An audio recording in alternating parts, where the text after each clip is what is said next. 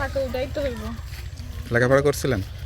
না, বাংলা পড়তে পারি না, আরবি পড়ছিলাম। লেখাপড়া করেন না বলে তো ভাগ্য আসলে এই মানুষের বাড়িতে নিয়ে গেছে, না হলে তো আজকে একটা অফিসে চাকরি টাকরি করতেন, তাই না?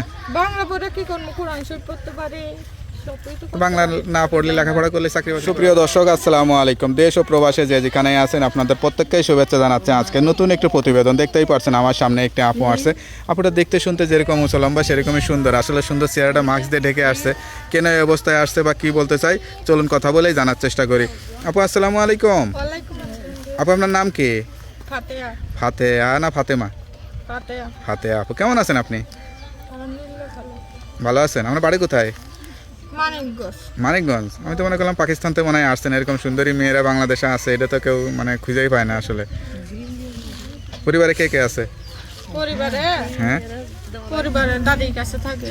শুধু দাদি আছে? আম্মা মারা গেছে, বাবাও নাই? বাবা আরেকটা বিয়ে করে চলে গেছে। আপনি কি করেন এখন?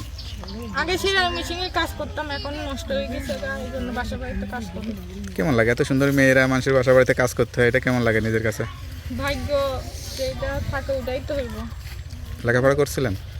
না, বাংলা পড়তে পারি না, আরবি পড়ছিলাম। লেখাপড়া করেন নাই বলেই তো ভাগ্য আসলে এই মানুষের বাড়িতে নিয়ে গেছে, না হলে তো আজকে একটা অফিসে চাকরি টাকরি করতেন, তাই না? বাংলা পড়ে কি করবো? কোরআন শরীফ পড়তে পারি, সবই তো করতে বাংলা পারি। না পড়লে লেখাপড়া করলে চাকরি বাকরি করা যায় নাকি? ছোটবেলা থেকে কষ্ট আছে বলেই তো পড়ালেখা করতে পারি নাই। নামাজ কালাম পড়ে কি দোয়া করেন নিজের জন্য?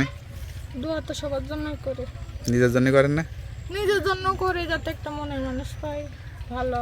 আচ্ছা আচ্ছা, ভালো কি অনেক টাকা পয়সা হলো নাকি? টাকা পয়সাও রাখি, যেরকমই হোক, যে আবার দায়িত্ব দিবে, যে আমাকে বেশি ভালোবাসবে সেই রকম। আপনি কাউকে ভালোবাসেন না এখন পর্যন্ত? ভালোবাসলে কি আর আসতাম ভিডিওর সামনে? ভালোবাসা হয়, শেখা খায়, মানুষ ধোকা দেয়, এরকম কত কিছু হয় না? আমি কোনো সময় ভালোবাসি নাই, ভালোবাসার মানুষের জন্যই আইছি। কারোর প্রেমে পড়ার নেই, না। কেউ ধোকাও দেয় নাই? এইটুক করলে না সিন্ধুকা দিবা, আমি তো কোনো সময় এইটুক আগে করি কখনো নাই। প্রতিবেদনও আসেন নাই? না, আচ্ছা আচ্ছা, তা যা বলতেছেন সত্যি বলতেছেন তো? তো সত্যি তো কেউ যদি বাড়িতে আসে খোঁজ খবর নাই তাহলে কি আপনার চেহারাটা দেখতে পারবে? আসতে পারে। আচ্ছা আচ্ছা, তো আপনার কষ্টের কথা শুনে অনেকেই যোগাযোগ করতেছে, নাম্বার তো দেওয়া যাবে? নাম্বারটা মুখস্থ আছে? না। তো নাম্বারটা আমার কাছে দেন, আমি দেখে বলে দিই। হ্যালো বিয়ার, শুনতে পারলেন এক অসহায় গরিব পরিবারের একটি মেয়ের জীবনের গল্প। সত্যিকার একটা সঙ্গী চাই, কেউ যদি যোগাযোগ করে খোঁজখবর নিয়ে বিয়ে শাদী করতে চান অবশ্যই তাড়াতাড়ি এই নাম্বারে যোগাযোগ করবেন। আপুর নাম্বারটি হচ্ছে 01747281348। নাম্বারটা খোলা থাকে তো? হ্যাঁ, যাক, নাম্বারটা খোলা রাখবেন। আর অবশ্যই যেহেতু নামাজ কালাম পড়েন, আল্লাহর কাছে চাইবেন, আল্লাহ আপনার মনে আশাটা পূরণ করে দেবে, ঠিক আছে? আর কিছু বলতে চান? ফোন দিয়া যেমন খারাপ খারাপ কথা না বলে, কারণ আমি নামাজ কালাম পড়ি। তা আপনি তার প্রতিবেদনে আসেন নাই, খারাপ কথা বলে কে বলছে আপনাকে? না, যদি বলে এই জন্য খারাপ কথা কেন বলবে? যারা খারাপ কথা বলে খারাপ কথায় সায় দিবেন না, যে ভালো কথা বলে বিয়ে শাদী করতে চাই, বিয়ে শাদী করে সংসারী হয়ে যাবেন। ভালো থাকেন, আসসালামু আলাইকুম।